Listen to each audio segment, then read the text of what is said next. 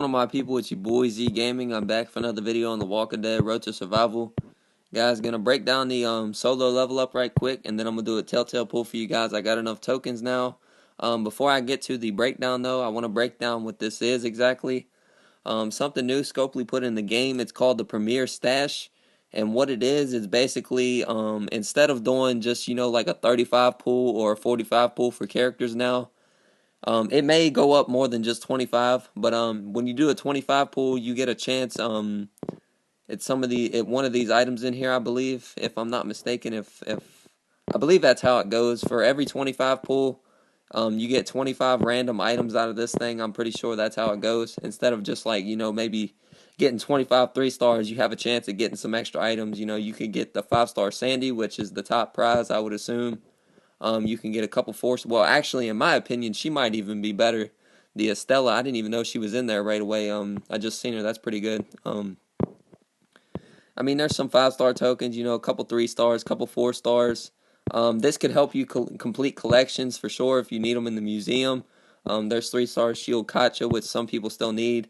3-star Sandy, stuff like that. So, I mean, it's something different. But in my opinion, I do believe um, this isn't as good because now you don't have a chance at pulling multiple 5 stars anymore unless they change it in the future. You only have a chance at getting just that Sandy. So when you do basically I think you're guaranteed to get her after you do all 75, but that's going to cost you well over 24,000 coins, which is almost about $300 roughly. So instead of getting the character in maybe $100 pool, now it might take you up to $300 pool. So in my opinion, I don't really like this unless they change it in the future. This isn't really gonna, in my opinion, isn't gonna be too happy to some people who spend for sure. Because, but then again, you might get lucky and get her right off the bat. It just depends. So in my opinion, I don't really like that well. But you know what it is. So let me go ahead and get to the solo level up now.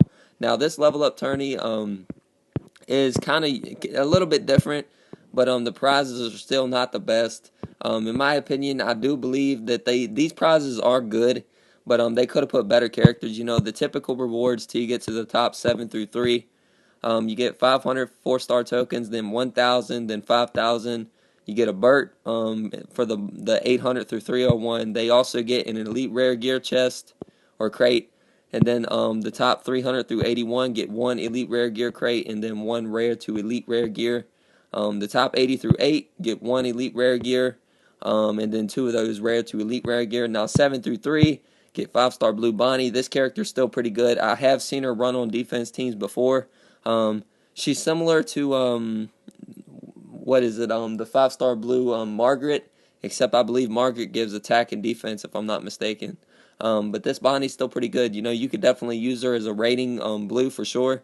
To go up against reds if you don't want to use your Andreas or anything like that. So Bonnie, 790 attack, 782 defense, 1,139 HP. Her double up adrenaline rush is a 66, so it is a 2 to 3 turn AR depending on the leader skill and weapons. All teammates get plus 60% attack and plus 60% defense for 3 turns. That's pretty good. Her leader skill, all tough teammates get plus 30% HP and plus 30% attack. Very good overall. For a blue, she's not too bad. She's not, like I said, every 5-star loses their, I guess you could say their greatness over time, but she is still pretty good. The top 7 through 3 get one guaranteed ultra rare gear crate and then one elite rare gear crate. Now, second place gets Davy. You guys know about Davy. Davy, he's not as good as he used to be, but he is still useful. He is, in my opinion, still a pretty good rainbow leader. His Davy overall, 800 attack, 821 defense, and 1,097 HP. His wild swings is a 56 AR, so you can one turn his AR on a defense, but you need the right leader skill and the weapons. But other than that, it's usually a 1 to 2 to 3 turn AR depending on the leader skill and weapons. He deals 250% damage and minus 60% attack for 3 turns to up to 3 enemies. The minus 60% attack is the most crucial part about Davy because he can really shut down 3 characters for up to 3 turns, so that's very good. And his leader skill, all teammates get plus 30% defense against strong characters, and all teammates get a medium bonus to AP when attacking. So if you want to use him with yellows or anything like that, he could be a good leader. He could be a good leader against any kind of like really any kind of greens, like the 5-star green and pear Michonne, he could be useful, anything like that, just to get that extra defense. Because a lot of people run those 5-star green, five turn and pear Michonnes, so he could be useful for that. Davey, pretty good leader overall, not a bad second place prize. Guaranteed ultra rare gear crate for second as well, and then 2 of those elite rare gear crates. First place gets the Eugene, which you can still get from the Telltale pools right now, but Eugene's pretty good character. The Road to Survival number 1, 848 attack, 844 defense, 1,194 HP. His Worrisome Cuts is a 45 AR, so it's a 1 to 2 turn AR depending on the leader skill and weapons. He deals 275% damage and minus 50% defense to up to 3 enemies for 2 turns. One teammate gains plus 20% AP. Very good. Like I said, guys, people that do damage and heal, or people that do damage and take away like attack or defense, are characters you definitely need to have on your rating and your defense team. If you can follow up Eugene with a heavy hitter like 5-star green Michonne, 5-star green Negan, 5-star yellow Jesus, anybody like that hits pretty hard with their area attacks, Eugene could definitely do the defense buff for it. That's another reason I like Victor so much, is because Victor takes away 50% defense to all enemies, and I can follow that up with another yellow and wipe out Andrea teams pretty easy. No leader skill because of that specialist skill, lightning reflexes, which overall I don't really like in my opinion. Unless it's not as, I don't think it's as good, but like I said, I haven't seen it in action too much because I haven't seen this character very much. I think I've seen him maybe once or twice, and basically the only thing it does, guys, is when he's not stunned, if you would target him with an adrenaline rush, he basically just performs a regular counterattack, which really doesn't do too much damage. I mean, it could be useful, but in my opinion, I don't think it's the best leader skill because his counterattack only does, it's a regular attack. It's not based off the attack that they're taking, like say he took a 350% damage adrenaline rush. It's not based off the percentage of that adrenaline rush damage. It's only based off his regular counterattack. So I don't really like that much in my opinion, but it could be useful for some situations. But like I said, for an offensive team, no doubt his defense debuff very good. First place also gets 1 guaranteed ultra rare gear crate, and then 4 of those elite rare gear crates. So overall, not too bad of a tourney. Like I said, guys, I got 1 Telltale pool. I didn't get anything but 4-star weapons last time. I'm at least happy I got 4-star weapons and not 3-star weapons. A lot of people are telling me that they have pulled Lees, Kenny's. Somebody even told me they pulled a Lee and a Kenny in the same 2 pools. So that's kind of crazy.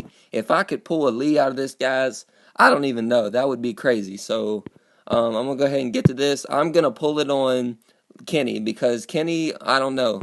We're going to see, guys. So here we go. Probably going to be a weapon, but you never know. Yep, it's a weapon, unfortunately. A 3-star heavy machine gun. Oh, my goodness. Oh, well. It is a good weapon overall. This weapon's still pretty good. If you put 30% defense and 30% HP, you can use it on a good character like 5-star blue Tyrese. Really not too bad overall. So I will take that weapon. I got 2 armories going right now because they did drop a a roadmap for duct tape, etc. If you didn't get it, they did drop it. I'm pretty sure everybody did it though because it was for a duct tape and a polishing kit. I'm going for absolute 0 on this weapon, and then I believe this one I'm going for 30% defense. The way, guys, I would recommend you build this patrolman's rifle is one of 2 ways, because I believe the default stats are 20%. Let me see right quick. Yeah, 20% attack and I think it's 10% HP or something like that if I'm not mistaken. The way I would build this is either 30% attack and 30% HP and use it on a heavy hitter like an Andrea, or I would build this as a defense weapon and use it on a revive like Jesus and go for 30% defense, 30% HP, and a very large bonus. Leave that where it is.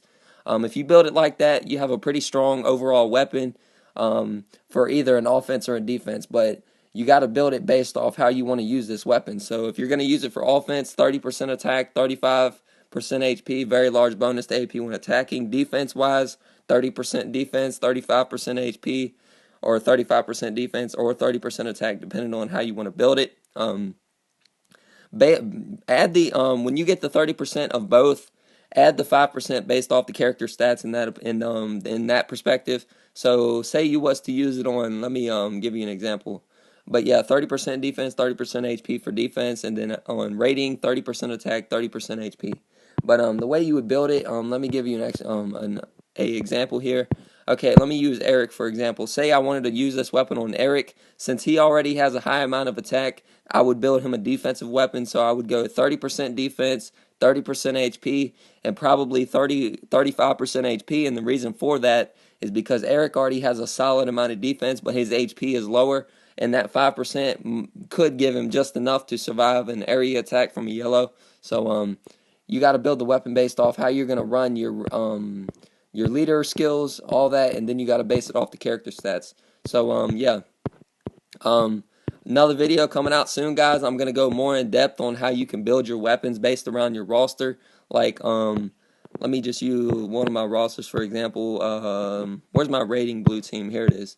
I'm gonna show you how, like, see, since this leader skill I have an Andrea, I'm gonna show you how to build the right weapons around an Andrea, for example. Any kind of leader skill you could use, I'm gonna do a complete breakdown of that next.